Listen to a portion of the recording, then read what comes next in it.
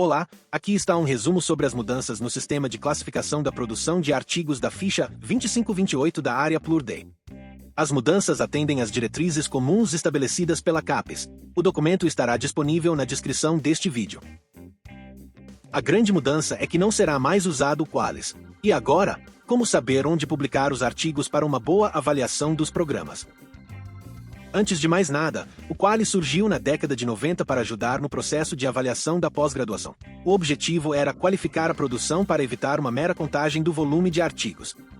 Ou seja, o Qualys é um sistema de classificação para a avaliação da CAPES, mas acabou sendo apropriado para outras finalidades. Vale dizer que, para nossa área, a parte da pontuação de artigos já não é uma dimensão muito expressiva desde a ficha 1720.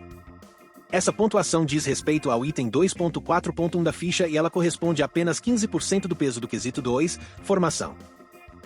Seria como 5% do peso total da avaliação, se considerarmos que cada quesito representa 1/3 da avaliação. Voltando ao contexto do Qualys, até o ciclo 1316, cada área criava o seu critério para classificar os periódicos, e a maioria das áreas de avaliação usavam as bases indexadoras, indicadores bibliométricos, e, em geral, critérios qualitativos como aderência. As áreas tinham mais autonomia, mas na prática cada área tinha o seu Qualys. Com isso, o mesmo periódico podia ser A1 em uma área e B3 em outra. Apenas 43% dos periódicos foram classificados no mesmo extrato na última vez que essa metodologia foi aplicada. 16% deles foram classificados em 4 ou mais extratos diferentes do Qualys. Isso era uma reclamação grande da comunidade científica. Mas tem outro problema. Do ponto de vista prático, o volume de periódicos para classificação era muito grande. E só vinha crescendo. Na quadrienal 1720, na nossa área, publicamos em mais de 2.000 periódicos diferentes. Para tentar ajustar esses problemas, em 1720 criou-se a metodologia do Qualys referência. Nesse modelo, cada periódico só teria uma única classificação. Cada área ficou responsável pelos periódicos onde a área foi predominante na quantidade de artigos, e a classificação foi feita seguindo a estratificação dos percentis dos indicadores do periódico. A nossa área usou o H5 do Google como índice bibliométrico. O link do detalhamento da metodologia está na descrição deste vídeo.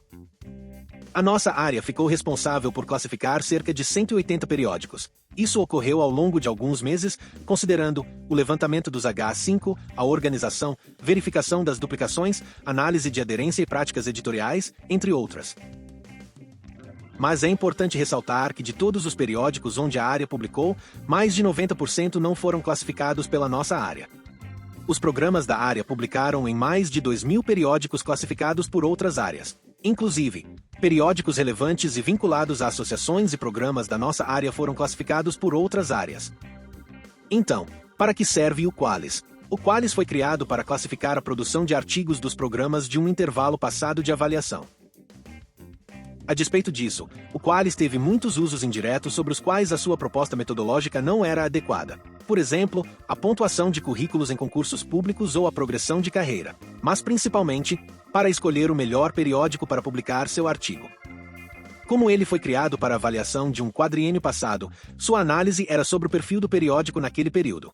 Usar o Qualys para escolher onde publicar seu artigo poderia ajudar, mas não havia como garantir que a mesma classificação seria aplicada no ciclo seguinte.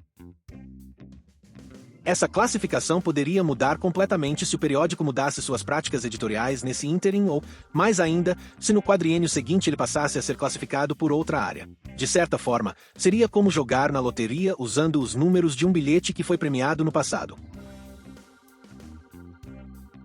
O que acontece é que o Qualys não foi pensado para aferir a qualidade dos periódicos, mas para classificar a produção dos ciclos de avaliação passado.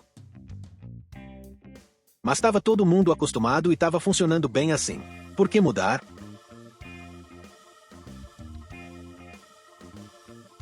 Nos últimos anos, mudanças importantes ocorreram no mercado editorial internacional, afetando também o nacional. A tendência de publicação em acesso aberto se consolidou e a prática de quem lê paga mudou para quem publica paga. Cresce o mercado de editoras comerciais dominando as principais publicações, elevando os custos com o pagamento de taxas de publicação a níveis impeditivos.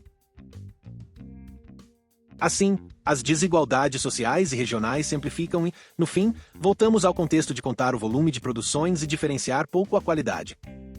Mas com o agravante de que quem tem mais recursos publica mais. Por essas e outras, aumentou o número de periódicos com práticas editoriais questionáveis, artigos sem revisão por pares, mala direta para convites de publicação fácil, comercialização de autorias em artigos já aceitos. É isso mesmo. Há anúncios espalhados pelas redes sociais de artigos já no Prelo onde você paga para entrar como um dos autores. E pela metodologia do Qualys, muito desse tipo de periódico continuaria sendo bem classificado. Filtrar tudo isso em um processo que envolve centenas de milhares de periódicos é praticamente impossível. Para não continuar legitimando essas práticas, a nova metodologia proposta pela CAPES é focada no artigo e não mais no periódico. Busca analisar a aderência, sinergia e coerência dos artigos com as propostas dos programas. Ainda, valorizar os artigos e não os periódicos. Antes, pelo Qualys, importava mais o periódico, mesmo quando o artigo nada tivesse a ver com o programa. Além disso, a metodologia tende a desincentivar uma reclamação antiga da comunidade, o produtivismo. O documento orientador das diretrizes comuns da CAPES para a classificação de artigos segue 3 procedimentos. O procedimento 1 é uma classificação bibliométrica direta dos veículos de publicação, semelhante ao atual Qualys, mas sem etapas de classificação por área ou incorporação de critérios qualitativos. O procedimento 2 utiliza indicadores bibliométricos do artigo como, por exemplo, as citações do mesmo. E o procedimento 3 é uma análise qualitativa dos artigos onde cada área estabeleceu os parâmetros da avaliação. Para entender melhor como funcionam cada um dos 3 procedimentos, consulte o documento das diretrizes comuns da CAPES que estará na descrição deste vídeo.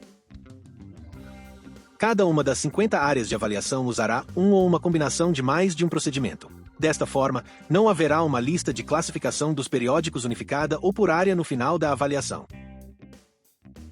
Na área PLUR-D, será usado o procedimento 2 e o procedimento 3. No procedimento 2, utilizasse o número de citações como fator multiplicador do artigo. Portanto, a pontuação será baseada nos artigos publicados em periódicos que estejam na base Scopus, Web of Science ou Cielo e a quantidade de citações do artigo.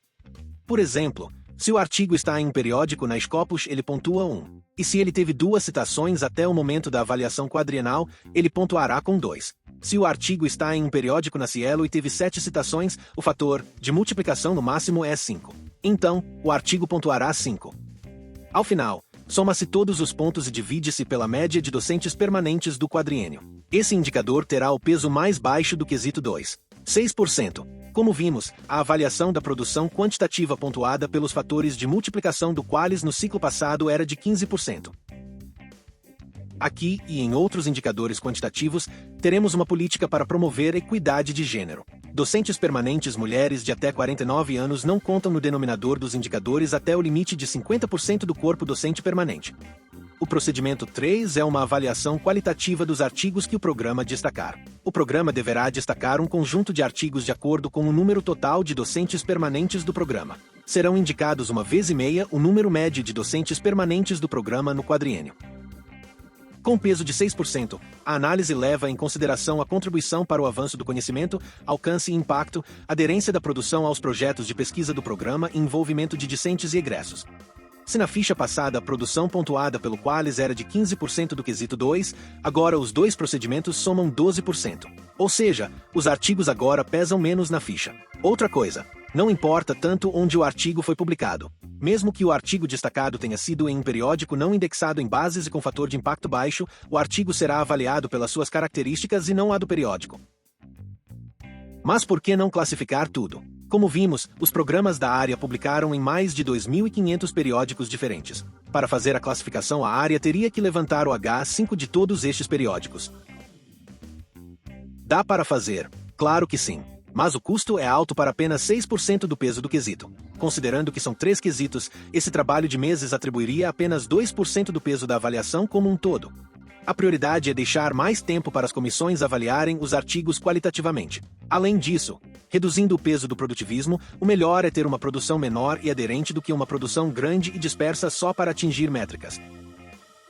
Então, respondendo à pergunta inicial, a quantidade de artigos se confirma como uma medida que não é relevante para a área. O periódico onde o artigo é publicado importa menos. O que é mais relevante é a característica do artigo. Vale gastar mais energia em poucos artigos com grande aderência para que eles sejam claramente reflexo do trabalho do processo de formação do programa e não da suposta competência individual do docente pesquisador. Além disso, usando só as bases indexadoras e uma seleção de destaques, o coordenador do programa não precisará passar semanas inserindo e conferindo centenas de artigos.